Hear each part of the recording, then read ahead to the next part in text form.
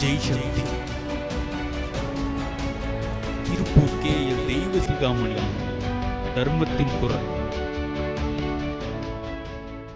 அன்பு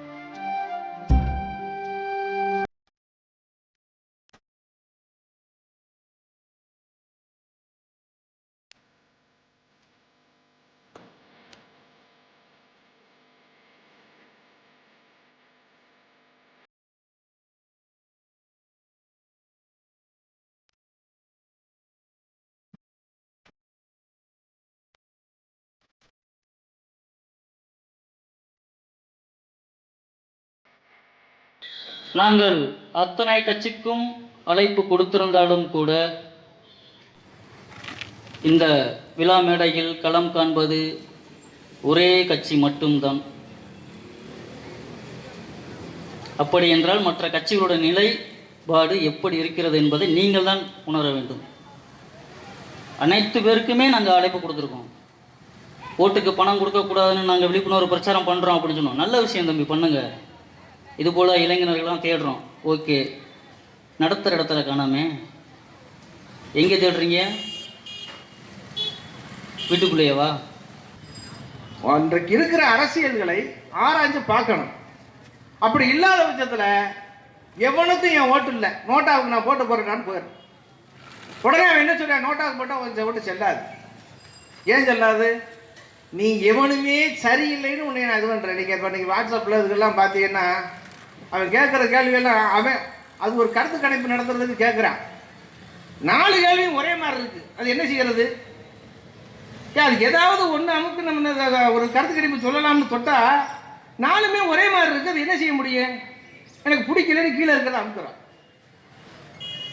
அது மாதிரி வேட்பாளர்கள் ஒவ்வொரு இதுலையும் இன்றைக்கி மோசமான வேட்பாளர்கள் தான் களத்தில் நிற்கிறதா எங்களுக்கெல்லாம் அப்படித்தான் தெரியுது. ஏன்னா வெறுப்பு அவ்வளவுக்கு மோசமாக இன்றைக்கி நடந்துக்கிட்டு இருக்கு. நோட்டாவுக்கு கேட்டு ஐயா சென்னையிலிருந்து வந்திருக்காரு. இது ஆளுங்கட்சி கூட்டமாக இருக்கட்டும் அல்லது ஆண்ட கட்சி கூட்டமாக இருக்கட்டும், அதாவது ஆட்சி வளைய முட்டிக்கு நிற்பாங்க. ஏன்னா எல்லாமே 200 ரூபா பாட்டு, கோழி பிரியாணி. ஐயாவுக்கு இது கொடுக்க வாய்ப்பு இருக்குமானா ரொம்ப கஷ்டம் தான். நோட்டாவுக்கு ஓட்டு கேட்டு வந்தவருக்கு எப்படி 200 ரூபாய்க்கு கோழி பிரியாணி வாங்கி கொடுக்க முடியும்? எப்படிங்க கொடுக்க முடியும்? ஏன்னா கடந்த 2 தினங்களாக வேட்புமனு தாக்கல் பரமக்குடியில் திருவிழா, சித்திர திருவிழா, பூச்சேரி திருவிழா மாதிரி நடந்துகிட்டு இருந்த வேட்புமனு தாக்கல். வேட்புமனு தாக்கலுக்கு சுற்றுவட்டார அனைத்து கிராமங்களிலும் கும்பல் கும்பல் கும்பல் கும்பல். எங்கே மனசை தொட்டு ஒரு ஆள் சொல்லட்டும், வந்த யார் எந்த எதிர்பார்ப்பு இல்லாமல் ஆளுங்கட்சி மீது உள்ள அந்த அளப்பரிய ஆவணியை வந்தோம். எதை பார்த்து? வெற்றி நடுபோடும் தமிழகம், அதை பார்த்து வந்தோம். சொல்லுங்க, யாராவது கூட்டத்தில் போனாலும் இல்லை. இப்போ ஒரு வாகனம் போச்சு, அவர் வாராரு, நல்லாச்சு தாராருன்னு, அதனால நாங்கள் வந்தோம் சொல்லிட்டு இந்த கூட்டம் போச்சா? இவங்கன்னா உறுப்பினர் ஆனாங்கன்னா அங்கே போய் இப்போ பிரமாண பத்திரம் வாசிக்கிறாங்க இல்லையா, உறுதிமொழி எடுக்கிறாங்க இல்லையா, அதே போல நாமும் உறுதிமொழி எடுக்கணும். நாம் ஓட்டுக்கு காசு வாங்க மாட்டோம், உறுதிமொழி எடுக்கணும். அனைவருக்கும் நன்றி. ஆகவே ஐயா அவர்கள் நோட்டாவுக்கு ஓட்டு கேட்டு வந்திருக்கிறார்கள். இந்த கூட்டத்திலே ஒரு மாற்றம் தெரிகிறது. அந்த மாற்றத்தின் அடிப்படையில் நிச்சயமாக பரமக்குடி மக்கள் அனைவரும் ஒன்றிணைந்து நேர்மைக்காக குரல் எழுப்பிக் கொண்டிருக்கக்கூடிய ஐயா அவர்களுக்கு பரமக்குடி சட்டமன்ற தொகுதியின் சார்பாக நன்றி தெரிவித்துக் கொள்கிறேன். நீங்க வாக்காளர்களை விட நோட்டாவில் அதிகமாக வாக்களித்து என்ற பதிவு இருந்தால் அது உயர்நீதிமன்றம் இன்றைக்கு மாத்துது. அது ஒரு கருத்து சொல்லி இருக்கு என்கின்ற செய்தியை பதிவு செய்தார்கள். ஏன் நோட்டாவுக்கு போகணும்? நோட்டாவுக்கு போக வேண்டிய அவசியம் எதற்கு? நான் கேட்கிறேன், பணம் வாங்குவது குற்றமாக இருந்தாலும் மக்களை பார்த்து கேட்கிறேன், பணத்தை வாங்கி கொண்டு கூட உங்களில் யாரும் நல்லவர்கள் இல்லை. இந்த பணம் என்னுடைய பணம், நீ சுரண்டிருக்கிறாய், ஏமாற்றி இருக்கிறாய், திருடி இருக்கிறாய். ஆகவே அந்த பணத்தை பெற்றுக்கொண்டு நோட்டாவுக்கு அழியுங்கள், இல்லை என்றால் நல்லவர்களுக்கு அழியுங்கள் என்கின்ற செய்தியைத்தான் ராபிக் ராமசாமி அவர்கள் சொல்லுகிறார்கள். பேரன்பிற்கும் மரியாதைக்கும் உடைய பரமக்குடி சட்டமன்ற வாக்காளர் பெருமக்கள், என்னுடைய அண்ணன்மார்கள், அக்காமார்கள் அனைவர்களுக்கும் இந்த 87 வயது இளைஞனின் நன்றி கலந்த இரவு வணக்கத்தை இப்போது தெரிவித்துக் கொள்கிறேன். எல்லாவற்றுக்கும் மேலாக இங்கே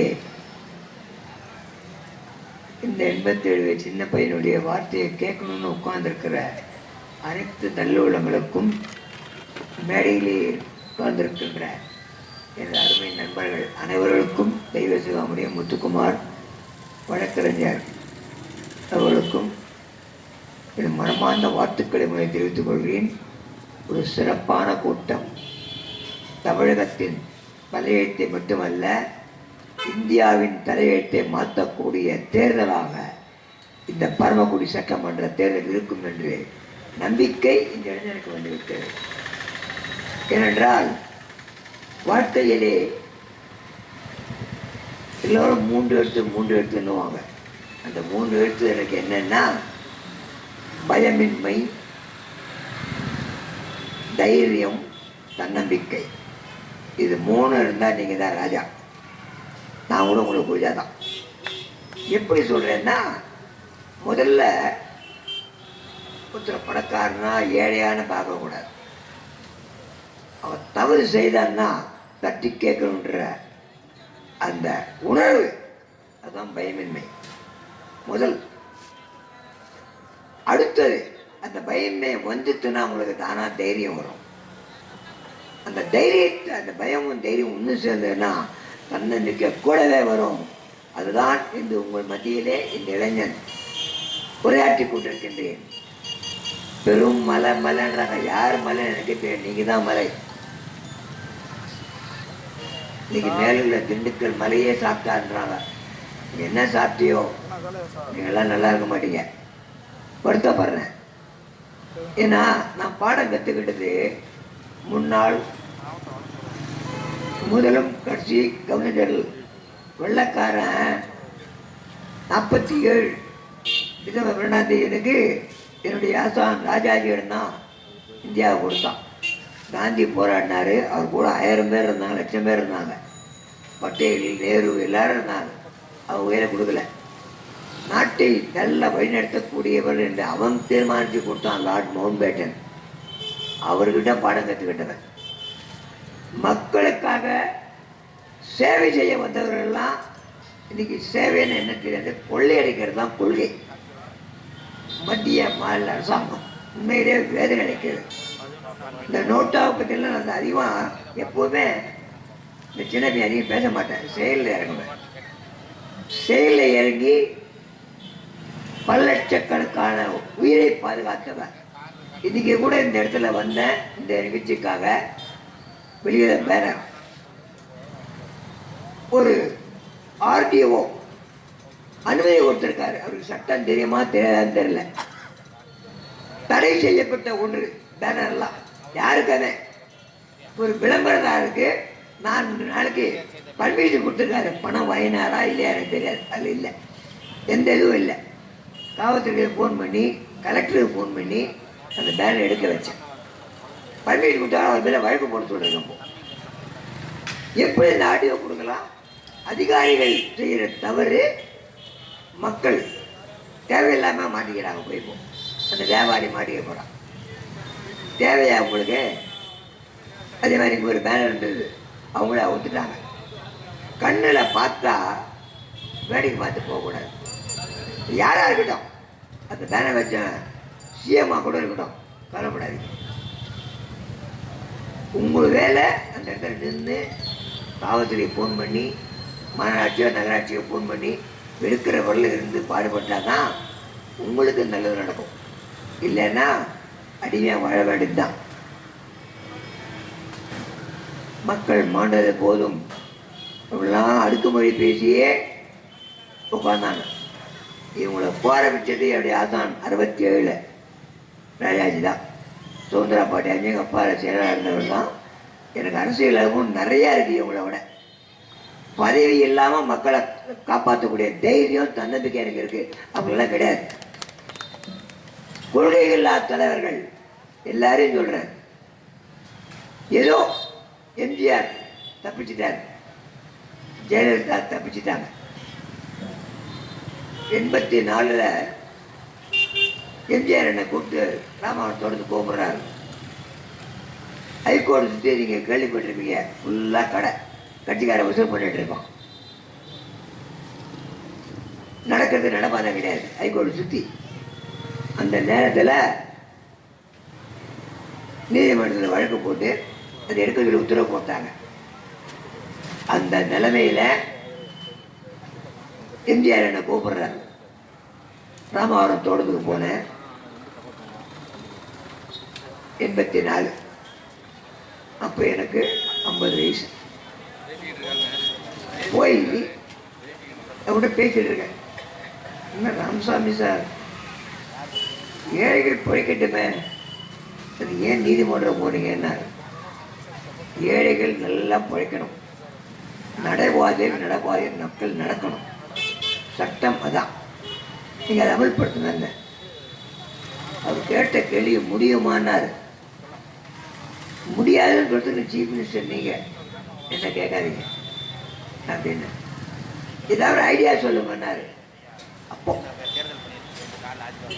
சொன்னேன், நான் ஐடியா சொல்கிறதுக்கு வரல.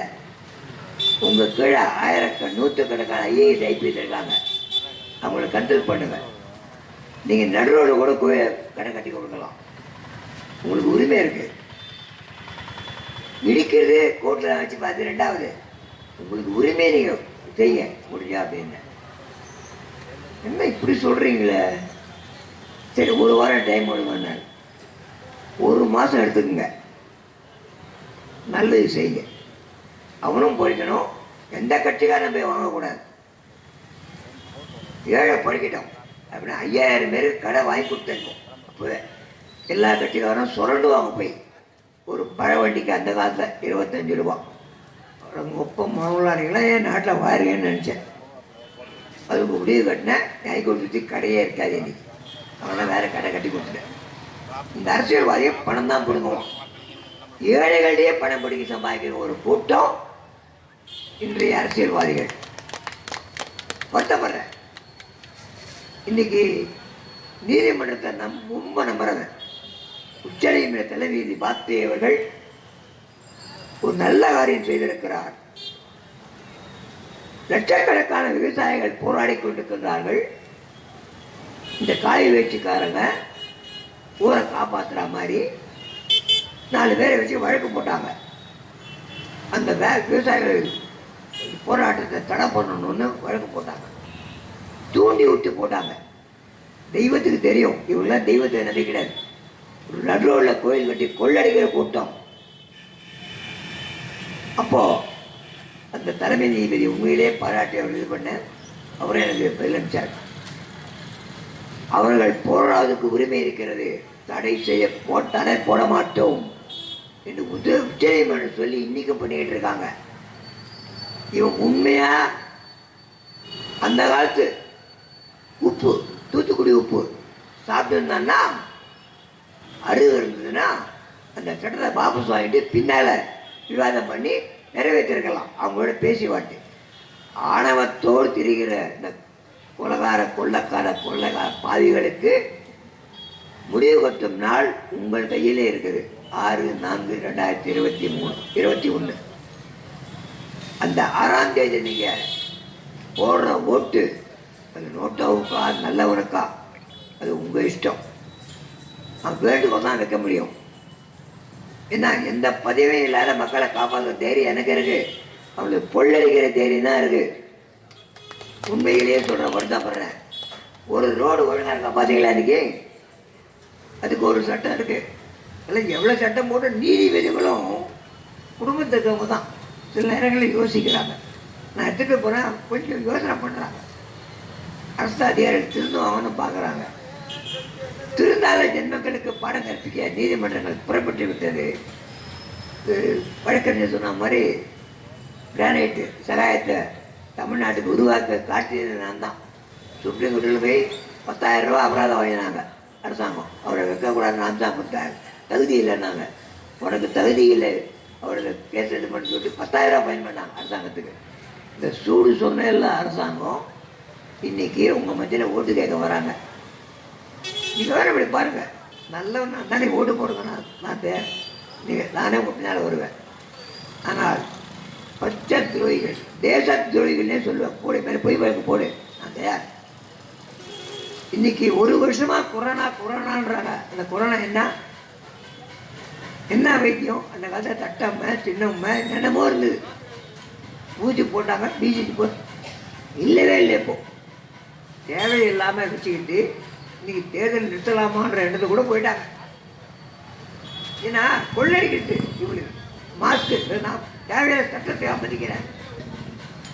எங்கன்னா இது கேஸ் போட்டு ஆன்லைனில் கம்மியாக வச்சுருக்காங்க.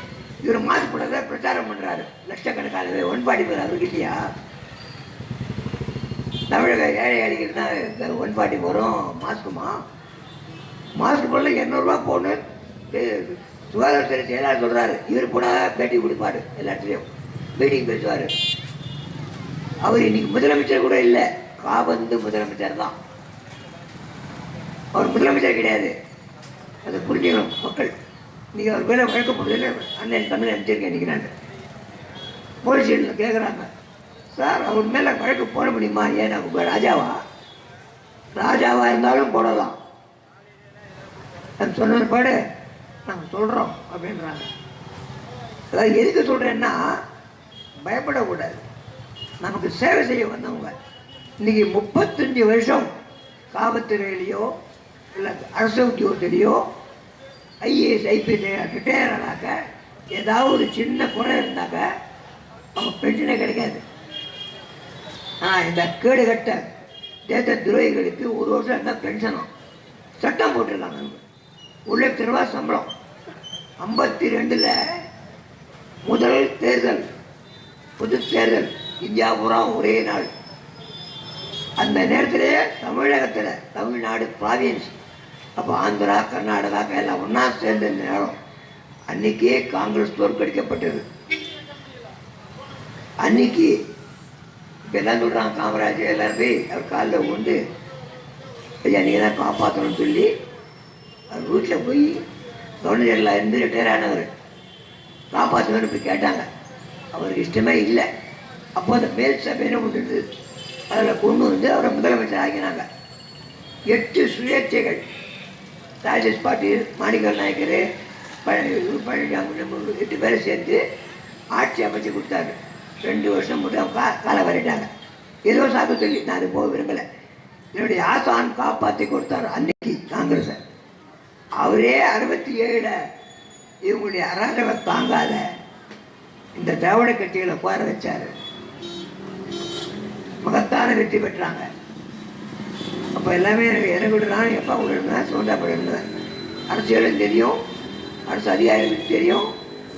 தமிழகத்தில் ஊர்காவல் படையின்னு ஆரம்பிச்சது 63ல் நான் தான். அப்புறம் தனியாக எடுறது. இப்போ தான் காவல்துறையோட போயிடுச்சு டிஜிபி லெவலில். என்ன பேசணும், ஒரு ஐஜி எஸ்பி அருள் அன்றைக்கி இருந்தார். இன்றைக்கி 42 ஐஜி இருக்காங்க. என்ன பண்ணுறாங்கன்னு தெரியாது. ஒன்றும் முடியல அவளால். எதிரில் தவறு செஞ்சு தப்பு கொண்டு வரானா அவனை கேட்கறது கூட தைரியம் இல்லை அவங்களுக்கு. என்ன அரசியல் தலையீடு. இந்த மாதிரி நாட்டை குட்டிச்சடாகி வச்சுருக்காங்க. மக்கள் உங்கள் கையில் இருக்குது வாக்கு. திருடனுக்கு ஓட்டு போட்டீங்க தெரியும்னா உங்கள் சந்ததி தான் அவசப்படும். இன்னமும் நீங்கள் தவறு செய்ய வேண்டாம்னு தான் வேண்டுகோளாக வைக்கிறேன். அதுக்காக தான் இந்த சின்ன வயசில் உங்களுக்காக, உங்களுடைய சந்ததியார் நல்லா இருக்கணுன்றதுக்காக என் குடும்பம், எனக்கும் பேர பேத்தி பொண்டாட்டியே இருக்காங்க. 82 வயசில் 15 வருஷம் ஆச்சு குடும்பம். எந்த தலைவனும் தகுதி இருக்கா? 7 வருஷத்தில் இந்தியா வளர்க்கலை, வித்துட்டார். அவர் இருக்கிற பங்களா தான் இன்னைக்கு இன்சார்ஜ் நினைக்கிறேன், வருத்தப்படுறேன். இவங்களாம் நாட்டை காக்க போகிறாங்க. ஏமாத்துறீங்க. அந்த ஆண்டவனே உங்களுக்கு பாடம் கற்பிக்க புறப்பட்டு விட்டார். 6/4/2021 தமிழகம் இந்தியாவுக்கு வழிகாட்டப் போகிறது. ஏன்னா அங்கெல்லாம் சுதந்திரத்தில் கூட தமிழர்கள் அதிகமாக இருந்தாங்க. அந்த மாதிரி இந்த பரமக்குடி சட்டமன்ற தேர்தலிலே நல்லவர்களுக்கு வாக்களியுங்கள். இல்லை என்றால் நோட்டோ என்ற சின்னத்தை வரவழைத்த இளைஞன் தெய்வசிகமோடு சேர்ந்து உண்ணாவிரதம் உட்காந்து அம்பத்தூரில் தேர்தல் அதிகாரிகள்லாம் உட்கார வச்சு அது சின்னமாக்கி கொடுத்தவன் அந்த சின்னத்துக்கு மரியாதை கொடுக்க வேண்டும் என்று தான் விடுவதற்கிறேன். இந்த குலகார பாவிகளை கொடுக்கறத விட அந்த சின்னத்தை போனீங்கன்னா நிச்சயமா நல்லது நடக்கும் என்ற நம்பிக்கை எனக்கு இருக்குது. இந்த வாட்டி கூட இந்த தேர்தல் இருக்கிறது சோழிங்கிற உள்ள போஸ்டர்லாம் போட்டாங்க. மக்கள் தாங்க பணம் காட்டுறாங்க. நான் தேர்தல் நிற்கிற ஐடியா இல்லை. 2 பாராளுமன்றம் 4 சட்டமன்றம் இருந்திருக்கேன். இந்நாளையும் நிற்க முடியும்னு 5000 ஓட்டு மேலே வராது. அப்படி கவலைப்படலை. ஆனால் மக்களை காப்பாற்றக்கூடிய தைரியம் கிட்டே இருக்கேன். அவங்களுக்கு எவ்வளவு கிடையாது. அது எழுபடி ஆகட்டும், ஓபிஎஸ் ஆகட்டும், 31 திருடர்களை வச்சு தான் நாட்டை ஆண்டு இருக்காங்க. இல்லைன்னு சொல்லட்டும். இப்போ கூட கடலூர் சம்பத்து வீட்டில் அவர் கான்ட்ராக்டர்லாம் போய் செக் பண்ணுறாங்களாம். ஒரு அறிக்கை விட்டோம் தான் இருக்குது. எதிர்கட்சி உள்ள போய் வருமானம் போகிறீங்களே, மந்திரி வீட்டு போக மாட்டலான்னு இன்றைக்கி இன்னும் காட்டுறாங்க டிவியில். உண்மையிலே பெருமைப்படுறேன். அதிகாரிகளே கொஞ்சம் மனசாட்சி இருக்குது. ஆகவே தமிழக மக்கள் நீங்கள் தான் இன்றைக்கி வழிகாட்டணும். இந்த அரசியல்வாதிகளை கொலகாரன் கொள்ளக்காரன் 5 வயசு குழந்தைகள்லாம் கற்பழிக்கிற நிலை விட்டு ஆகி போச்சிருக்கு. இந்த பாலியல் தொந்தரவு ஒன்றுமே தெரியாத இந்த நாட்டில் இவங்களால திருவத்தூரில் ஒரு ஆய்வாளர் பிஜேபி தொண்டர் சேர்ந்து அந்த 15 கற்பழிப்பு வழக்கு பதிவு போட்டிருக்காங்க. இன்ஸ்பெக்டர் கூட உடனடியாக இருந்திருக்காங்க. காவல்துறைக்காண்டி வேண்டுகோளாக வைக்கிறேன், மக்களை காப்பாற்ற வாங்க. அவங்க பின்னால் நினைப்பான். இல்லைன்னா உங்கள் குடும்பம் நடத்துறதுக்கு வந்துடும். வருத்தப்படுறேன். எல்லாரும் நல்லா இருக்கணும். திருட முதிரை குத்தாதீங்க. எல்லாரையும் திருடனை திருந்தி வாழ வைக்கிறது உன் கடமை. முடியலன்னா பதவி எடுத்து போயிடு. ஊரை ஏமாத்தாதே, கொள்ளையடிக்காதே. சத்தியம் பண்ண முடியுமா உங்களால்? இப்போ கேட்குறேன், எந்த மந்திரியா நீங்கள் வாங்கப்போ நான் தயார். சத்தியம் பண்ணு. 10 பைசா நான் வாங்கலன்னு சத்தியம் பண்ணுறியா? நான் உனக்கு ஓட்டு போடுறேன். வாய் செவரால் விடாதீங்க தயவுசெய்து. இந்த இடத்துல எல்லாம் பார்த்தவன் எனக்கு கொலை பண்ண கூட பார்த்தாங்க. 7 வருஷம் ஜெயிலுக்கு போயிருக்கேன் தேவையில்லாமல். இவெல்லாம் ஜெயிலை பார்த்துருப்பானா? இன்றைக்கி ஏதோ ஒரு அறிக்கை பார்த்தேன் டிவியில். அந்த வருஷத்துக்கு முன்னால் எம்ஜிஆருக்கு எனக்கு தெரிஞ்சு கோண்டை இருக்காமா தெரியல. என் அறிவுக்கு என் மூளைக்கு எம்ஜிஆர் பேரன், எம்ஜிஆர் வந்து அன்னைக்கு சேராலாம் போட்டிருக்காங்க. எம்ஜிஆர் பேரன் விளக்கம் வருது. எம்ஜிஆரே பார்த்துருக்க மாட்டாங்க அவெல்லாம். அந்த எம்ஜிஆர் அந்த கதை சொன்னேன். எம்ஜிஆர் அப்போ கேட்டேன். ஒரு வாரம் டைம் கேட்டபோது ஒரு மாதிரி சொன்னேன். அதுக்கப்புறம் போயிட்டு வெளியே கிளம்புற போது ராம்சாமி சார் உங்களுக்கு என்ன வேணும்னு கேட்டார். இப்போ இல்லை, 84. ஐயா மக்கள் நல்லா இருந்தால் போதும், என் வீட்டுக்கு ஒன்றும் வேண்டாம் அப்படின்னு அவர் சொன்ன வார்த்தை. உழைக்கத்திராது ஆளாக இருக்கேன். பரவாயில்ல, நான் போய்க்கிட்டே இருந்தால் பரவாயில்ல, நீங்கள் நல்லா இருங்க அப்படின்னு சொல்லிட்டு வந்தேன். ஏன்னா அவரும் பல விதத்தில் வருமான வரி சரியாக காட்டாதவர் தான். அவ்வளோ சொல்லுவேன். நடிகர்கள் எல்லாமே அப்படி பண்ணிட்டு இருக்காங்க. இவங்க உண்மையான இன்னைக்கு கவர்மெண்ட்டில் வேலை சொல்ல ப்ரைவேட் இருந்தால் இன்கம் டேக்ஸ் பிடிக்கிறான். இவங்களுக்கு யாரும் இன்கம் டேக்ஸ் இருந்தோடு தான் அதை ஏற்றுக்கிட்டு பண்ண விட்டுற வேண்டியது. இன்றைக்கி இவ்வளோ பணம் இருக்குது. பணத்தை தான் பேச வரல. இன்றைக்கி நான் ஆகணும்னா கொடுத்து நான் இருப்பேன். தியாகராஜ நகரில் 61 பில்டிங் பெரிய பெரிய கடைகள் சீல் வச்சேன். 100 கோடி ரூபாய் கொண்டு கொடுத்தாங்க. 91 வழக்கு போட்ட போது அடுக்குமாடி கட்டிடங்கள் நீங்கள் அப்படி இருக்கு பாருங்க. 40 ரோடில் 3 மாடிக்கு மேலே கட்ட முடியாது. ஊர் மொத்தம் கொள்ளடிக்கிறதே கொள்ளை. அந்த சீல் வைக்கிற போது அந்த சங்கத் தலைவரெலாம் வந்து நீங்கள் அந்த கேஸை நீங்கள் அதிகமாக ப்ரெஸ் பண்ணாதீங்க, 100 கோடி ரூபாய் கொண்டாங்க. ஒரு ஆய்வாளர் தான் வந்தார் கூட, அவங்களோட கூட. அப்போ இந்த ஆய்வாளர் கேட்டேன், நீ உத்தியோகம் போனமா அப்படின்னு கேட்டேன். ஒரே போட்டார். இன்னைக்கு மக்களும் அரசாங்கமும் அந்த விதியை கடைபிடித்து கட்டுறார்கள். அந்த பெருமை இந்த இளைஞர் தான் உண்டு, இந்த அரசியல்வாதிக்கு இல்லை. இன்னொன்று சொல்லுவாங்க, அவன் ஊழல் இவன் ஊழல்னு. நீ யோக்கியமாக இருக்கியா முதல்ல? அவரை பற்றி சொல்ல ஒன்றா தகுதி இருக்கு. இப்போ நான் சொல்கிறேன், கலைஞர் தான் ஊழல் வளர்த்தார், அதை சொல்கிறேன். பிடபிள்யூ ஆஃபீஸர் பண்ணார், நான் அதை சொல்கிறேன். ஆனால் நீ வந்து எம்ஜிஆர் ஜெயலலிதா என்ன பண்ணீங்க? அவர் வச்ச செடியில் உரம் போட்டு தண்ணி ஊற்றி செடியாக்கி மரமாக்கினீங்க. இப்போ உங்களால் வெட்ட முடியல, தவிக்கிறீங்க. ஊழலை பேசுறதுக்கு உங்களுக்கு என்ன தகுதி இருக்கு? நரேந்திர மோடி கூட தான் கேட்குறேன், நீங்கள்லாம் மக்களை காப்பாற்ற வந்தீங்களா, இல்லை கொலகார கை தூக்கி இவங்களாம் நல்லவர்கள் ஓட்டு போட்டு கேட்க வந்தீங்களா? கொஞ்சமாவது வெக்கம் இல்லையா? நீங்களும் நல்லா இருக்கணும், உங்கள் குடும்பம் நல்லா இருக்கணும் எண்ணத்தில் தான் சொல்கிறேன். இப்போ கூட திருந்தி வாழ்ந்தா கூட உங்களுக்கு நீ மதிக்கிறிய அயோத்திய ராமர், அந்த ராமர்லேருந்து கன்னியாகுமரியில் இருக்கிற அனைத்து தெய்வங்களும் ஒன்று கூடி உங்களை ஒழிக்க புறப்பட்டு விட்டது. அந்த முடிவு நாள் 6/4/2021. அதனுடைய விளைவு 2ஆம் தேதி மே மாதம் 3 விழா.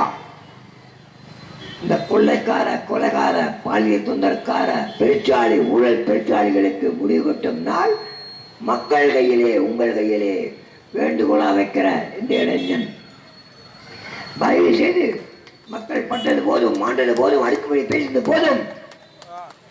இனியும் காலம் கடத்தாதீர்கள், உங்கள் தந்தை என்னதாகணும். அன்றைக்கி 48 ரூபா பெட்ரோல் போது போராட்டம் பண்ண இந்த காய் வச்சுக்காரங்க இன்னைக்கு 100 ரூபா போச்சு, மாற்ற முடியாது. ஆனால் ஆணவக்காடு ஜெயலலிதாவே ஆணவத்தால் எழுதியாயா? நீங்கள் அதை கூட மோசமாக அழிய போகிறீங்க. உங்களுக்கு ஜெயலலிதாவை ஆண்டவன் கொண்டு போயிட்டான், ஜெயிலுக்கு போகாத. உங்களுக்கு நிச்சயமாக சொல்கிற கடும் தண்டனை கிடைக்கும். நீதிமன்றத்தின் மேல் நம்பிக்கை உள்ள இளைஞன் இன்னைக்கு நம்புறேன், நேற்று நம்ப, நாளைக்கு நம்புகிறேன். அது இல்லைன்னா நீங்களாம் நீங்கள் நடக்க முடியாது. அந்த ஆயுதத்தை பயன்படுத்துகிற ஒரு இளைஞன் நிச்சயமாக சொல்கிறேன், உங்களுக்காக வாழ்ந்து கொண்டிருக்கின்ற ஒரு இளைஞன். அந்த காலத்தில் காந்தி ஒருத்தர் தான் குரல் கொடுத்தார். 42 வெள்ளையனே வெளியேறு, என்ன 1000 பேர் வந்தாங்க, என் மேலே மட்டும் பயப்படுறாங்க. ஏன்னா என்ன பொய் வழக்கு போடுறவங்க பயப்படுறாங்க. பயப்படாதீங்க, இந்த இளைஞர் என்றைக்கே இருப்பேன். இன்றைக்கி ஐஏஎஸ் ஐபிஎஸ் செய்யலாம், தொலைபேசியில் பேசினா மக்களுக்கு சேவை செய்து விடுறாங்க. என்கிட்ட வரவங்களுக்கு கோட்டைக்கு வர ஜனங்களை விட என்னுடைய அலுவலகத்துக்கு இன்றைக்கி நூற்றுக்கணக்கான மக்கள் தினந்தோறும் வராங்க. இப்போ இன்னைக்கு கூட மெட்ராஸை வந்திருக்காங்க 4 பேர், நாளைக்கு வாங்கன்னு சொல்லியிருக்கேன். நம்பி வராங்க, நம்பியை விட பணம் வாங்கறதில்லை. இன்னைக்கு சொல்கிறேன், பணத்துக்கு எதிரி. அதனால் பணம் தேவை, ஆண்டவன் கொடுப்பான். உனக்கு எது தேவையோ தேடி வந்து கொடுப்பான் ஆண்டவன், எனக்கு கொடுக்குற மாதிரி. நம்புங்க, முதல்ல நம்பிக்கை முதல்ல வைங்க. இந்த குலகால பாய்களை ஒழிப்போம், நம்பிக்கை வையுங்கள். உங்களுக்கு நல்ல காலம் பிறந்து விட்டது. இந்த 6/4/2021 நீங்கள் வைக்கின்ற அந்த கையில் வைக்கின்ற மை இந்தியாவின் தலையெழுத்தை மாற்றும் என்பதை மட்டும் நம்புங்கள். நிச்சயமாக நல்லது நடக்கும். 341 தொகுதியில் தில்லுமுள்ள பண்ணி கேட்ட வழக்கு நானும் போட்டிருக்கேன். பிள்ளைங்களுக்கு தலைமை நீதி அதேமாதிரி ஏப்ரலில் எடுக்கிறேன்னு சொல்லியிருக்காருங்க, தேர்தலாக முடிவுன்ற மாதிரி. அப்போ அது வேணும்போது பார்லிமெண்ட்டே கலைஞ்சாலும் கலையலாம். அந்த வழக்கை போட இது பண்ணுவேன். தமிழகத்தில் இருந்த தெய்வ சகாயம் ஐஏஎஸ் 65 பேர் கூட நானும் கூட சேர்ந்துருக்காரு அந்த வழக்கில். தில்லுமுள்ள பண்ணி ஈவிஎம்ஐ மாற்றி புட்டி மாத்திரம் தான் டேட்டில் இந்த டைம் எல்லாம். ஆனால் தமிழ்நாட்டில் நடக்காதுப்பா. நரேந்திர மோடி காய் வச்சுக்காரங்களே, அது நடக்காது தமிழ்நாட்டில். மக்கள் பார்த்து கொண்டிருப்பார்கள், கழுகுக்கண் உங்களை விட மாட்டாங்க. நீ புட்டி மாற்றி பாரு, முடிஞ்சா தில்லுமில்ல பண்ணு. தில்லுமில்ல கொஞ்ச நாளைக்கு தான் வேலை செய்யும். கிட்டிக்காரன் புழுகு 8 நாள் தெரியணுவாங்க. 6 நாளில் உன்னுடைய ஒண்டவாளம் தண்டவாளம் ஏறப்போய் நிச்சயம் என்பதை பரமக்குடி நகர சட்டமன்ற வாக்காளர்கள் வேட்பாளருக்கு நிரூபிப்பார்கள். நல்லவர்களை தேர்ந்தெடுங்கள். எந்த கட்சியும் நான் பற்றி பேச விரும்பல. எந்த கட்சியும் நல்லவன் இல்லை. உங்கள் மனசாட்சிக்கு உங்கள் ஊரில் அந்த நல்ல செய்வான நம்பிக்கை இருந்தால் வாக்களியுங்கள். இல்லை என்றால் இந்த இடம் உருவாக்கப்பட்ட அதுவும் ஒரு சின்னம். சின்னத்துக்கு மதிப்பு கொடுத்து நோட்டோவை தேடுங்கள். இந்த பரமக்குடி இந்தியாவுக்கு வழிகாட்டக்கூடிய நிலை உருவாக்கும் என்பதை நம்பிக்கையோடு அதிகம் பேசாமல் கதை சொல்லு போகிறோம். அதை தேவையில்லை. நான் விரும்பலை. நான் செஞ்சு சொன்னதான் செய்வேன், செஞ்சு காட்டுவேன். இன்னைக்கு இந்த ஒரு நிறைய மீன்பாடு அது கூட பண்ணியிருக்கேன். பல வழக்குகள் மூலம் பல லட்சம் மக்களை காப்பாற்றிருக்கேன். இவங்க பல ஆயிரக்கணக்கான மக்களை கொரோனாவில் கொண்டு இருக்கிறார்கள் என்று மட்டும் சொல்லிக்கொண்டு திருந்துங்கள் திருந்துங்கள் திருந்துங்கள், திருந்தினாலும் உங்களுக்கு தண்டனை உண்டு என்று உறுதியோடு பரமக்குடி நகராட்சி இடத்திலிருந்து சட்டமன்ற பகுதியிலே மக்கள் உங்களுக்கு பாடம் கற்பிக்கப் போகிறார்கள். தில்லுமுள்ளுக்காரர்களுக்கும் ஊழல் பெருச்சாளிகளுக்கும் முற்றுப்புள்ளி வைக்கும் நாள் உங்கள் கையில். 6/4/2020 தெரிவித்துக் கொண்டு இந்த இளைஞர் மனமாற வாழ்த்துக்கள் தெரிவித்து இடுவதில் நன்றி நன்றி நன்றி. வந்தே தமிழ் வாழ, தமிழன் வாழ, தமிழ்நாடு இந்திய மக்கள் வாழ, கொரோனாவை கொள்ளைகிற கூட்டத்துக்கு முற்றுப்புள்ளி வைப்போம் என்று உறுதியெடுத்து கிளம்புங்கள் இந்த 10 பேர். நன்றி நன்றி, வணக்கம்.